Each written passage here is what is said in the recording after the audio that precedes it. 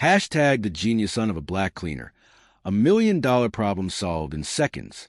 At just 19 years old, Marcus Williams never imagined that delivering a pizza to the 20th floor of Technova Solutions will become the most humiliating moment of his life. While waiting for payment at reception, his eyes fixed on a giant screen where dozens of engineers frantically discussed a faulty algorithm costing the company millions daily. My God, they're using a completely wrong data structure, Marcus mumbled, observing the code projected on the wall. The receptionist, a blonde woman in high heels, rolled her eyes. Sure, the pizza delivery guy understands advanced programming. How funny, she snickered. Marcus ignored the sarcasm, but couldn't tear his eyes away from the screen. The error was as obvious to him as breathing. A simple binary tree reorganization and the implementation of a distributed hash would solve everything in a matter of seconds. "Excuse me," he said, addressing a group of executives passing through the lobby. "That algorithm there, they're using linear search where they should be using hash indexing. That's why it's crashing." The silence was deafening. 12 men in suits stared at the young black man in a delivery uniform as if he had just spoken in an alien language. Richard Blackstone, the company's CEO, a 50-year-old man with perfectly coiffed gray hair, let out a low, cruel laugh. "Kid, do you have any idea how many computer science doctors have been working on this project for 6 months?" Marcus felt heat rising up his neck, but kept his voice firm. "I know you've lost 97 million so far, because the system crashes every 200,000 simultaneous queries." Blackstone's laughter caught in his throat. That specific figure had not been made public. "And how the hell do you know that?" asked the Vice President of Technology, Dr. Harrison, approaching cautiously. Marcus took a deep breath. His mother, Rosa Williams, had been cleaning these offices for 15 years. In the early mornings while she worked, he did his homework in the empty rooms, unconsciously absorbing technical conversations and documents left on tables, but revealing that would humiliate his mother even more. "It's just an observation," he replied simply. Blackstone crossed his arms, a malicious smile on his lips. "All right, little genius. If you're so smart, prove it. Solve our problem." The challenge resonated through the lobby like a sentence. All eyes turned to Marcus, some amused, others clearly expecting an epic humiliation. What none of them knew was that this young pizza delivery guy had been accepted into Stanford at 16, but had rejected the scholarship to care for his diabetic mother. Marcus looked at the screen, then at the expectant faces around him. Something shone in his eyes. Not fear, but a silent determination that made some of those present realize that perhaps they had severely underestimated the person in front of them. "Okay," he said, pulling a worn smartphone from his pocket. "But when I solve this, I want you to remember that you judged a book by its cover. If this story of prejudice and overcoming has touched your heart, don't forget to subscribe to the channel to discover how a simple moment of humiliation will become the catalyst for a revolution no one would ever forget." Dr. Harrison laughed out loud, a sound that echoed to the lobby like breaking glass. "This is going to be better than a comedy. Someone call security to record when he falls flat on his face." Marcus watched as a small crowd formed around the screen. Employees appeared from all floors, whispering and pointing at the pizza delivery guy who had dared to challenge decades of engineering experience. 15 minutes, Blackstone declared, checking his gold Rolex. "If you can't improve our performance by even 10%, I want you to leave here and never come back. And take your mother with you." Marcus's blood ran cold. How did Blackstone know about his mother? "Ah, yes," the CEO continued with a venomous smile. "Rosa Williams, our night cleaner for 15 years. A hard-working woman. But perhaps it's time to retire her, especially if she finds out she's raised a liar." The humiliation burned in his chest like acid. His mother had sacrificed everything, sleepless nights, health, dreams, so he could study. She worked 3 jobs at once after his father abandoned them, cleaning offices late into the night, while Marcus did his homework in the dark corners of corporate buildings. "Any problem, kid?" Blackstone asked, noticing the tension on Marcus's face. "Still want to play programmer?" Marcus took a deep breath, remembering the words his mother always repeated. "Son, when they try to humiliate you, It's because they're afraid of what you're capable of. You can start timing, Marcus said, approaching the terminal. The blonde receptionist, Sarah, according to her ID, was recording everything with her phone. This is going to go viral, she whispered to a colleague. Influencer doing a tech challenge. Hashtag a solution that stunned everyone. Marcus ignored the comments and focused on the screen. The system was even more complex than he had imagined. Layers upon layers of poorly optimized code, like a house built without proper foundations. But his trained eyes, forged by nights of studying in public libraries and free online tutorials, identified the pattern immediately. As he typed, he remembered all the times he'd been underestimated. At school, where teachers treated him as another lost cause in the suburbs. In the Stanford exam, where the interviewer asked if he truly belonged in that environment. In his own decision to reject the full scholarship, when everyone told him he was wasting his only chance to escape poverty. 10 minutes, Blackstone announced. Clearly expecting to witness an epic failure, Dr. Harrison approached. Observing the code Marcus was writing, his confident expression began to falter. Wait, this can't be right. Marcus had completely restructured the data architecture in less than 8 minutes. Where there were once 300 lines of confusing code, there were now 47 elegant and efficient lines. What have you done? Asked the curly-haired engineer, genuinely curious. I treated the system as I would a family budget, Marcus replied without looking away from the screen. When you have little, you learn to do a lot. I eliminated everything superfluous and organized the essentials. Blackstone approached, his smile beginning to disappear. That's impossible. Our best minds have worked on this project for 6 months. Perhaps the problem wasn't the minds, Marcus said calmly, but the perspectives. When you've never had to make a dollar stretch for a week, it's hard to understand true efficiency. The tension in the air was palpable. Employees exchanged nervous glances, realizing that something unexpected was happening. 5 minutes, Blackstone muttered, but his voice had lost its earlier confidence. Marcus finished the last lines of code and stepped away from the terminal. Done, you can test it. Dr. Harrison hesitated, then started the simulation. The screen glowed, numbers cascaded, and then total silence. The system had processed 200,000 simultaneous queries in 3 seconds. 0 crashes, 0 errors. That's not possible, someone whispered in the crowd. Marcus looked directly at Blackstone. 97% performance improvement, 90% reduction in processing time. The monthly server cost would be cut in half.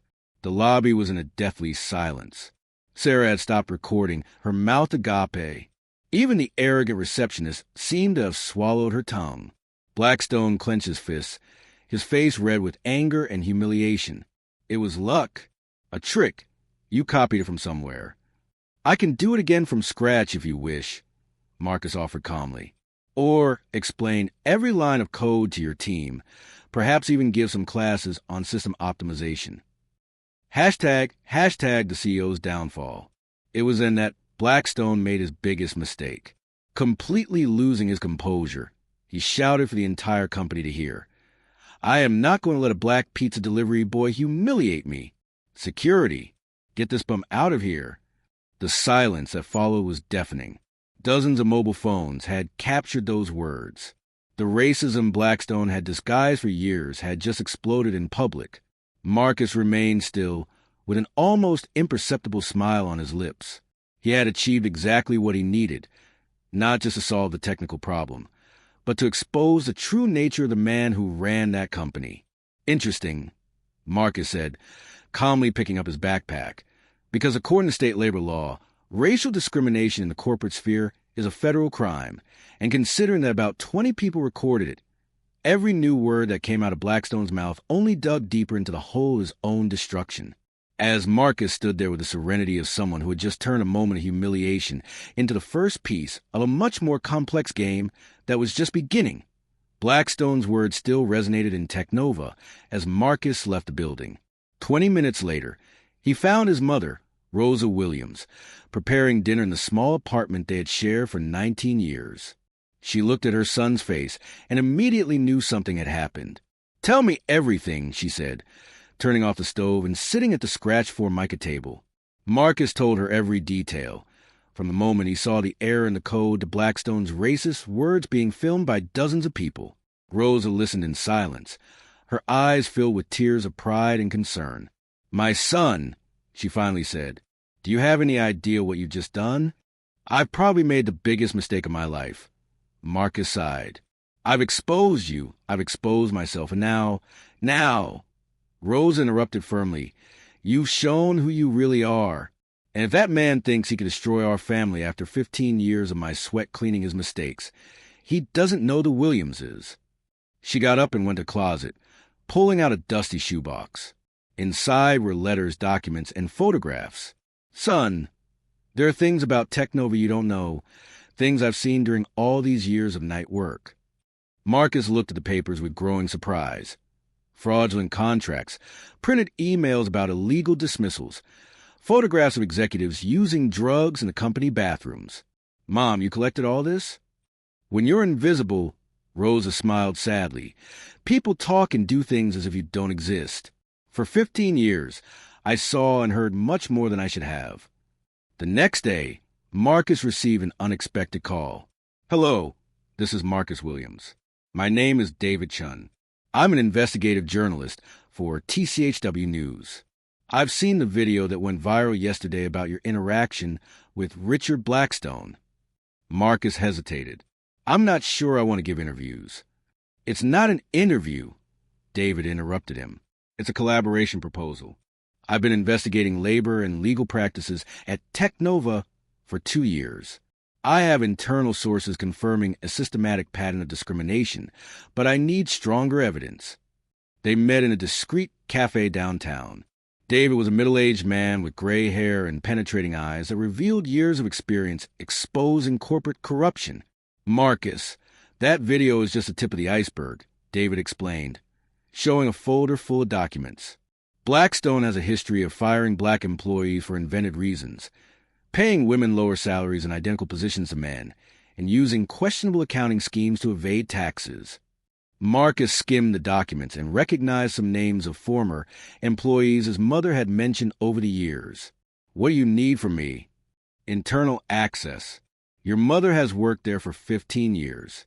You have exceptional technical skills, and now Blackstone has made the mistake of publicly underestimating you both. He'll try to silence the video scandal, but if we get additional evidence, we can destroy him completely," Marcus completed, a glimmer of determination in his eyes. Meanwhile, in the Technova offices, Blackstone called an emergency meeting with his legal and public relations departments. The video had surpassed 200,000 views in less than 24 hours. "I want that kid and his mother on my site before the week is over," he snapped. "And I want someone to find a way to invalidate the solution he created. There must be an error somewhere." Dr. Harrison, who had remained unusually quiet since the incident, finally spoke. "Richard, maybe we should consider offering the kid a position. He clearly has talent, and that could help our public image." "Are you crazy?" Blackstone exploded. "I'm not going to reward an arrogant brat who humiliated me in public. Find a way to get rid of him, or I'll find people who can." What Blackstone didn't know was that Dr. Harrison had discreetly recorded the entire conversation on his phone. Years of observing the CEO's questionable practices had finally reached their limit when he witnessed genuine talent being rejected out of pure prejudice. That night, Harrison called a number David Chun had given to Marcus. "I have something you want to hear," he simply said. In the following days, Marcus transformed. During the day, he continued delivering pizzas, maintaining an appearance of normalcy. But at night, he worked with David and now Harrison to methodically document every irregularity at Technova. They discovered a terrifying pattern. Overpriced software development contracts for shell companies, minority employees systematically overlooked for promotions, and a scheme in which Blackstone was selling insider information about products in development to competitors. "We have enough material to destroy his career and bankrupt the company," David said during one of their nocturnal meetings in Marcus's apartment. "No," Marcus replied calmly, surprising everyone. "We don't want to destroy the company. There are good people in there, honest employees who depend on those jobs. We want something more surgical. Rosa smiled, recognizing the wisdom she had tried to instill in her son for years. The best revenge isn't to lower yourself to their level, son. It's to rise so high that they feel tiny looking up. Marcus nodded, a plan beginning to form in his mind. Blackstone thinks I'm just an ignorant pizza delivery boy. Let's use that arrogance against him. He turned to David. You said you have contacts on Technova's board of directors. 3 members who are increasingly dissatisfied with Blackstone's management. Why? Marcus smiled, a dangerous glint in his eyes. Because we're going to give them an alternative they never saw coming. Blackstone wants to humiliate me publicly.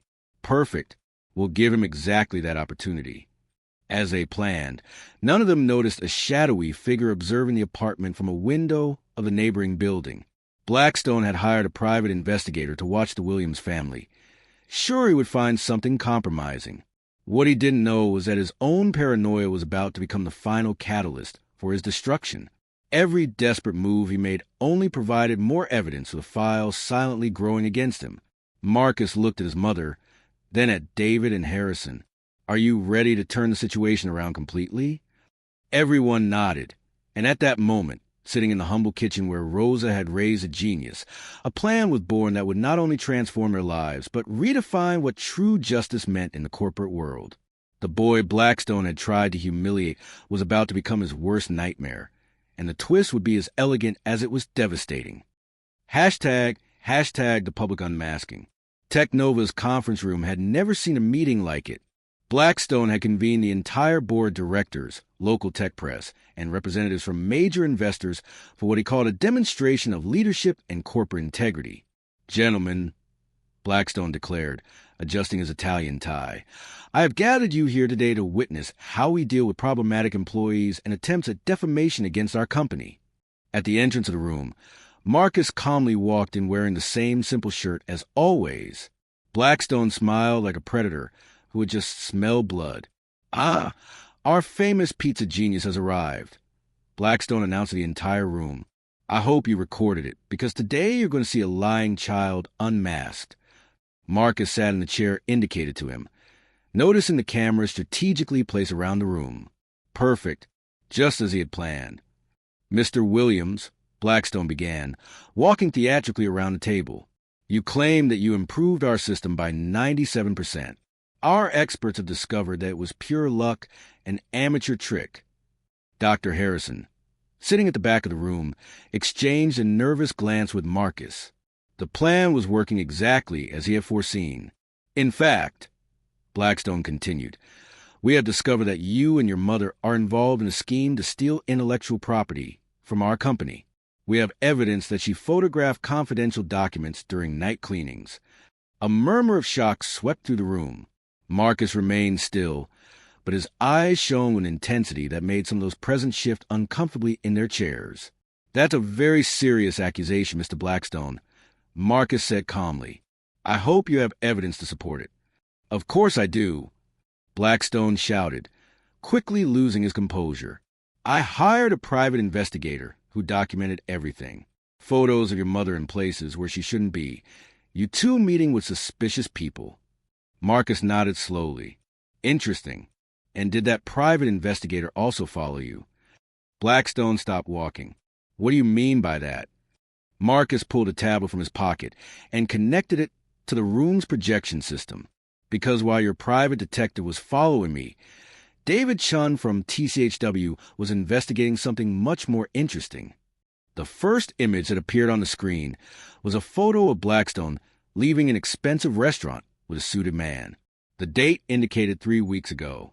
This is Vladimir Petrov, a representative of TechCorp Russia. Marcus explained to the increasingly silent room, a direct competitor of Technova. They were discussing the sale of patented algorithms for $12 million. Blackstone's face instantly paled. That's false. It's a setup. Marcus clicked again. This time the screen showed an audio recording. Blackstone's unmistakable voice filled the room. The machine learning algorithm is worth at least $20 million on the black market. I can deliver the complete source codes by the end of the month. That's taken out of context. Blackstone yelled, but his voice had lost all authority. Context. Marcus smiled for the first time. Then let's give more context. The next sequence of slides showed falsified contracts, emails about dismissals due to racial discrimination, and photographs of executives using drugs in the company bathrooms. Exactly the material Rosa had discreetly compiled for 15 years. "My God," murmured one of the investors. "Richard, is that true?" But Marcus wasn't finished yet. The screen now showed the complete recording of the original meeting between him and Blackstone, including the racist words that had been removed from some leaked videos online. "And now," Marcus said, his voice growing firmer, "the part that really matters." The last presentation showed the actual financial results of Marcus's algorithm implementation. In 2 weeks, it had saved the company exactly $143 million in operational costs and had increased system efficiency by 120%.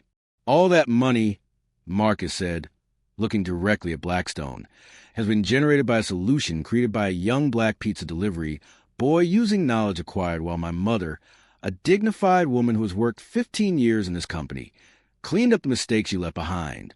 The silence in the room was sepulchral. Blackstone trembled visibly, sweat running down his forehead. You planned it. You set a trap for me." "No," Marcus replied calmly, turning off the projector. "You set a trap for yourself. I just documented it. Hashtag justice served and a new beginning." At that moment, David Chin entered the room, accompanied by 2 federal agents. Richard Blackstone is arrested for industrial espionage, racial discrimination in the workplace, and tax fraud. As Blackstone was handcuffed, he desperately yelled, "This is persecution. You can't do this to me. I built this company." Marcus stood up, adjusted his simple shirt, and looked at the man who had tried to destroy his family. "Mr. Blackstone, the difference between us is very simple. You have used your position to oppress people. I have used my intelligence to protect people." As Blackstone was led away, one of the board members approached Marcus. "Mr. Williams, we would like to discuss a proposal with you. We need a new CEO." Marcus smiled, thinking of his mother, who at that moment was probably preparing dinner in the small apartment that would soon no longer be necessary. "I'll consider it, but first I have to deliver a pizza." The room erupted in nervous laughter, but everyone understood that they had witnessed something extraordinary. The boy Blackstone had tried to humiliate had become the architect of his own destruction, demonstrating that true justice does not come from blind revenge, but from intelligent patience and the courage to expose the truth when the time is finally right. 6 months later, Marcus Williams walked the halls of Technova, no longer as a pizza delivery boy, but as the youngest CEO in the company's history. At 20, he led a team of 200 employees and oversaw contracts moving billions of dollars annually. The irony was lost on no one. The same lobby where he had been humiliated now displayed his photo on the executive wall, directly beneath the corporate slogan he himself had created, "Excellence has no color, only results." How does it feel to be called the youngest and most innovative CEO in Silicon Valley? The Forbes reporter asked him during the cover story interview. Marcus smiled, adjusting the tie that still felt strange after months. "It's funny. 6 months ago, I was just a black kid delivering pizzas. Apparently, the title changes when you save a company from bankruptcy." Technova's transformation had been spectacular. Under Marcus's leadership, the company not only recovered the $97 million lost, but tripled its market value. His revolutionary algorithm was being licensed to companies worldwide. Rosa Williams, now retired with generous pension that Marcus made sure to establish for all the company's cleaning employees, proudly watched in the front row during her son's Executive of the Year award ceremony. "I never doubted," she whispered to her friends. "I always knew that child would go far. I just didn't know he would go so far that even I couldn't reach him." Meanwhile, Richard Blackstone had become a complete pariah in the business world. After being released from federal prison, where he spent 4 months for industrial espionage and racial discrimination, no tech company wanted to hire him. His former executive colleagues crossed the street to avoid greeting him. His golf club canceled his membership. His ex-wife had filed for divorce and kept half of the remaining assets. and he now lived in a one-bedroom apartment in the suburbs, working as an independent consultant for small businesses that didn't even know his scandalous past. The fall had been as brutal as it was public. Videos of his arrest continue to circulate on social media, always accompanied by comments about karma and poetic justice.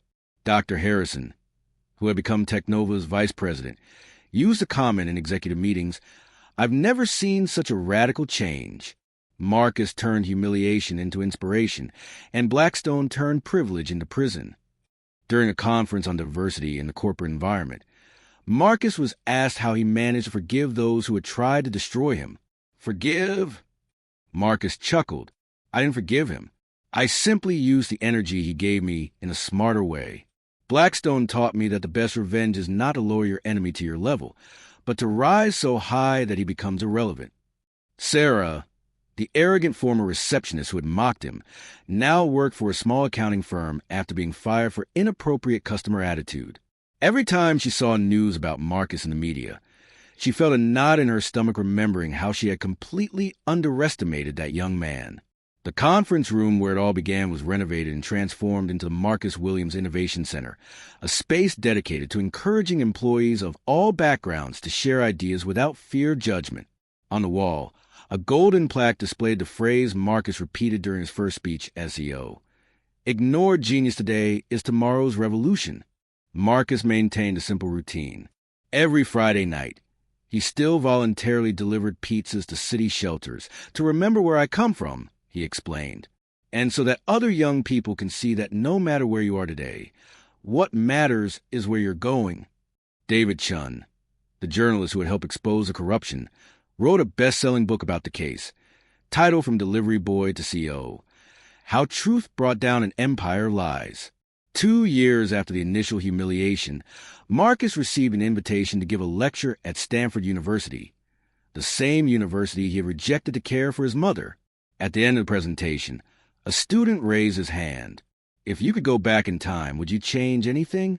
Marcus thought for a moment, looking at the auditorium packed with inspired young people. "I would only change one thing. I would deliver that pizza 5 minutes earlier to have more time to see the look on Blackstone's face when he realized he had underestimated the wrong kid." The audience erupted in laughter and applause. Richard Blackstone tried to destroy a talented young black man, but unwittingly ended up building the legend of Marcus Williams. The former CEO learned the hard way that true revenge is not returning the humiliation suffered, but achieving such resounding success that your oppressors spend the rest of their lives wondering how they could have been so blind.